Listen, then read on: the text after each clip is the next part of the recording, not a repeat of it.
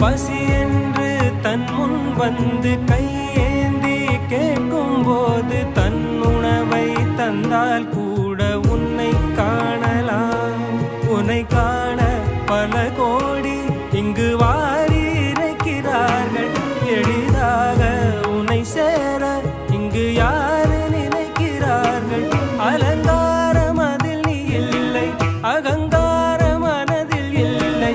துளி கள்ளம் கபடம் கலந்திடாத அன்பில் இருக்கிறாய். உணர்ந்தேன் உனையே